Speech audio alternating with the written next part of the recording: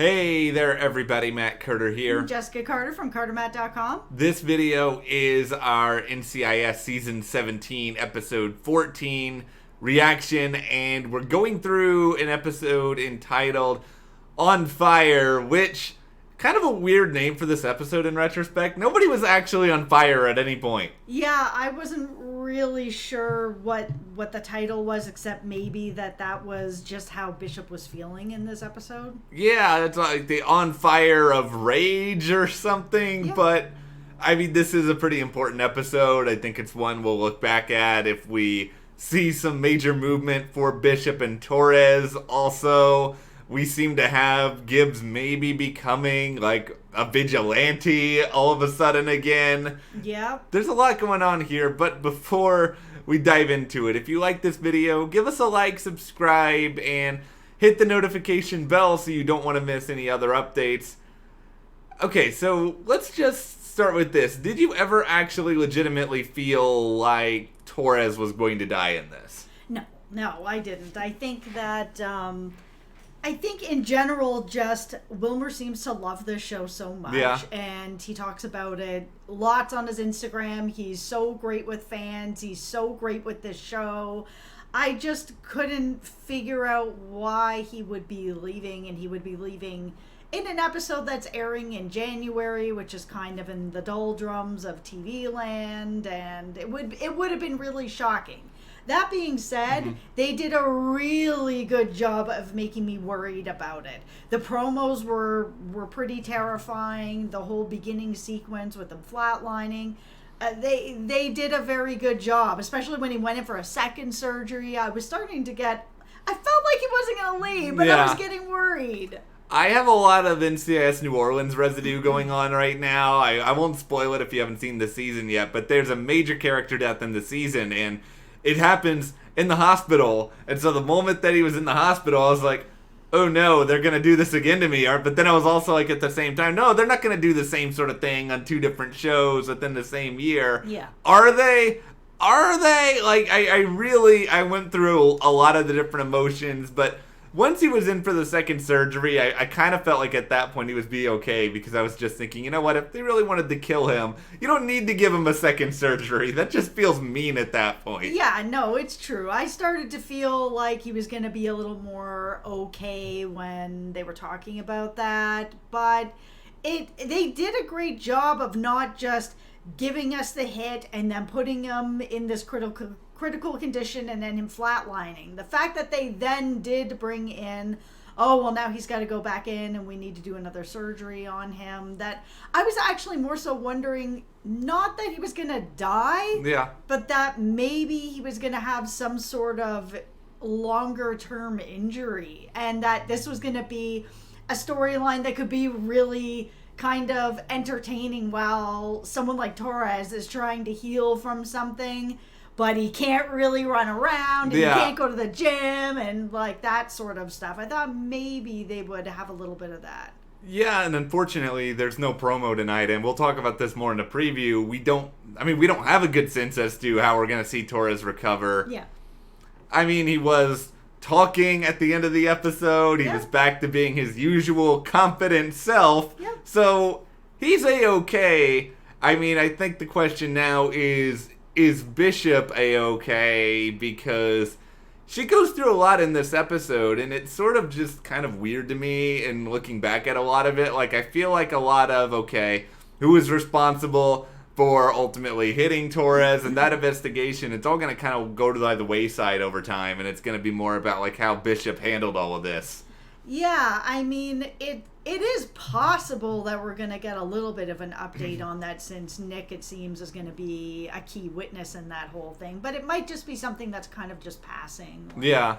If there's any sort of mention it, or if it's like a Wilmer wants a day off, so it's, oh, he's off testifying in this episode, something like that.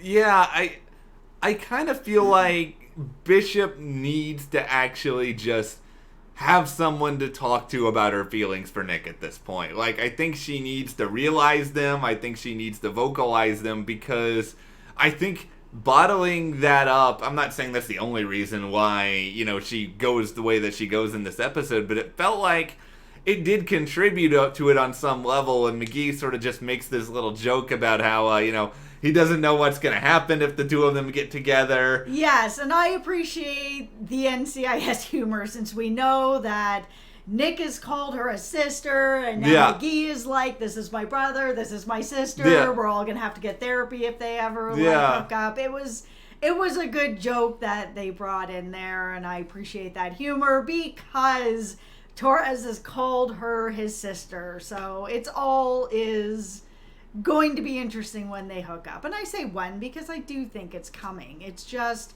they are really taking us on a slow ride with this. I thought that this episode was going to have a lot more meat on the bone for Nick and for Ellie for this episode. I thought there was going to be some sort of an admission of feelings, even if it was just to herself.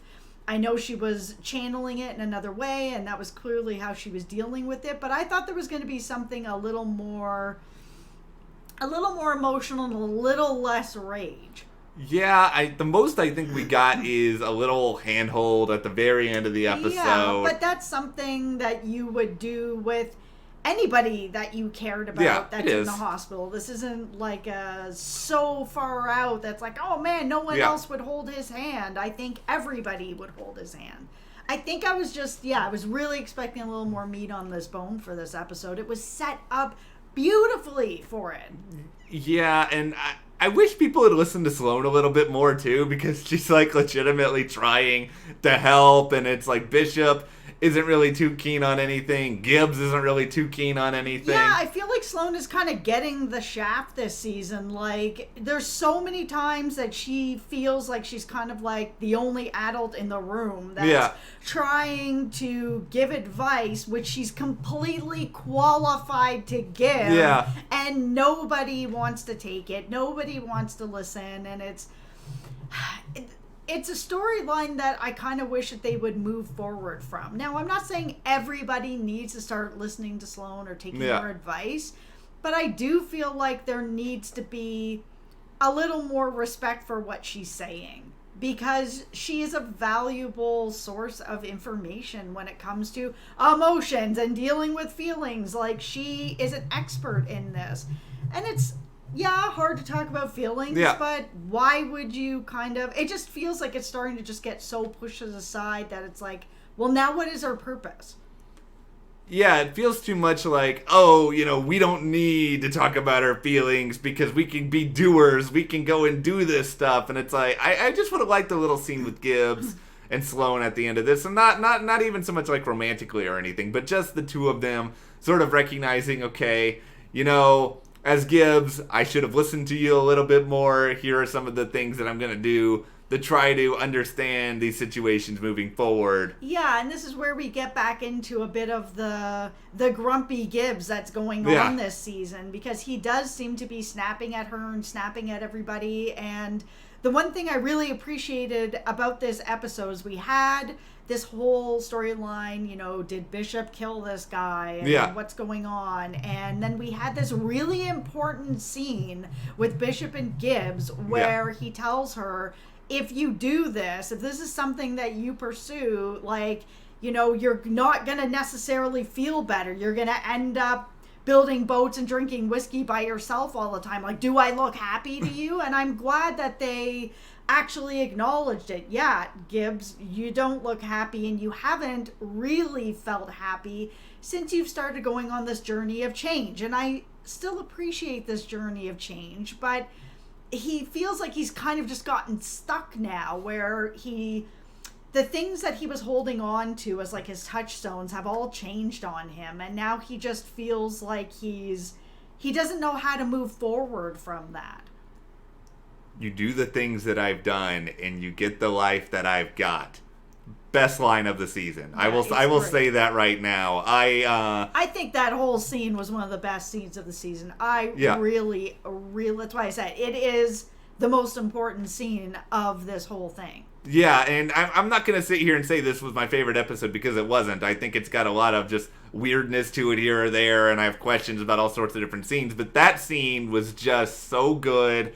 And, Mark doesn't get a lot of credit here or there for different things that he does as an actor, but I thought he killed that scene, and you really could sort of get where Gibbs was coming from. But, the question about Gibbs being a vigilante, it's sort of like, we went through all of this with Gibbs at the end of this last season about vigilante justice, and we don't know if Gibbs killed this guy, but I feel like Gibbs probably killed this guy. I understand the meaning behind it in the sense that he doesn't want Bishop to be a killer and he doesn't want Bishop to do this. But in my heart of hearts, I don't think Bishop was going to do it. I believe that she thought about it, but I don't think she would have actively went and done it. I don't think Gibbs needed to do it. No, I don't think that. I just didn't believe her. Like, I believe that she was filled with rage, and I believe that she wanted this guy to pay, but she's never struck me as someone who's going to go and purposefully murder somebody or have that kind of vigilante justice. I just didn't believe her throughout the entire episode. I thought at the most she might go over there and break his arm or something, but I just don't see her as a killer of, like, real go murder somebody. Like, if she's on the job and she needs to shoot somebody or kill somebody, I can see her being able to deal with that. But cold-blooded go over and kill somebody, it doesn't feel... I had a hard time buying into it. But the rage made sense. The rage totally made sense. And I think Gibbs, just via him trying to be protective, that part of it made sense. I would just say to take a page from Hank in Breaking Bad and just tell NCIS to tread lightly right now. I don't need to see Gibbs become Voight from Chicago PD, where he's just taking out a lot of different people. If he did kill this guy, I understand it motive-wise in this particular instance, but it's not something I need to be seeing a lot of this season. Yeah, I mean, I'm actually going into this feeling like Gibbs didn't do it. And the reason that I'm doing that is because I don't want him to be turning further down this weird dark hole that he would just start murdering people. Not start murdering people. We know that he's done things like this before, but he's moving into a new space. Yeah. And I don't want to see him sort of going back into this, into this realm. So even though we saw Jimmy on the scene, he's like, oh, this was done perfectly and precision and by somebody who's, basically Gibbs. I don't want to see it that way. And because they've left it open to interpretation, I've chosen not to see it that way. I've decided that it's going to be the blonde yoga person. Connie or whatever her name was. Connie or whatever her name is. Yeah, that's where I'm going with it for now. If they decide to revisit it again and tell me that it actually was Gibbs, then that's fine. But because they've left it open to interpretation, and I just don't feel like going down that dark hole with Gibbs right now. So I'm not going to, and you can't make me. I will not make anyone do anything. If you want to believe that it's her, maybe she hit him over the head with the yoga mat, and that made it easier because he was knocked out from the yoga mat, and then she could. She was also his girlfriend, so she could have easily lured him in and was like, "Oh, I'll just get into the bath, and I'll get some stuff, and I'll start to, get it together," and then bam. Yeah, well, it's not impossible. There is circumstantial evidence around it, and the way that it was, like the way that he died, yes, there's more evidence that it could have been someone like Gibbs. I just feel that it's a little, I don't know. I don't want to buy into it, so I'm not gonna. Well, I think the good news for you is I don't think they're going to revisit this. Like, I really don't think I don't think we're going to be seeing Torres go and testify. I feel like this is all stuff that'll happen off screen. I don't know, because if the thing is, if Gibbs actually went and just murdered this person, how does that not come up again? Because Gibbs has been going through a lot and a lot of changes, and he was talking to Dr. Grace last season about some of these things that, the darkness of things that he's done. So he's not done dealing with it. him going and doing something like this again while he's not done dealing with it, it does make sense. And I hate saying that because I just don't want him to go down this path. But it does make sense that something like this is something that he would do to be able to move into the next step of his life where he actually starts to hit rock bottom and then heal and move up and move forward. I guess I just don't want to see it because I just feel that I've been watching Gibbs go down this hole for a really long time now. Yeah, I just don't know. I don't know if it's something that NCIS is going to broach again. I mean, it felt like near the end of last season, a lot of the other agents kind of accepted some of what Gibbs had done. Maybe they'll accept this. It could resurface, but... Yeah, but how many people can Gibbs go and murder before someone's okay, you know what? I get that this person ran down Torres and he was going to get away with it, but is murder? You're an agent. Like, there's still a line that needs to be there with this show. Like you said, we've got Chicago PD for that. Voight goes around murdering people, and he's a cop and he shouldn't be doing that. There's already a show that does that. Well, I think moving forward, regardless of if this is brought up again or not, I think you need to sort of reestablish Gibbs' heroic side and show more of, all of the great things that he does, how hard he works, how much he cares for the people who are involved in these crimes. I think... And how much he cares about this team. Yeah. Like, even if he didn't murder this person tonight, he really came through for the team and showed how much this team means to him and called them his family, which he has many times in the past.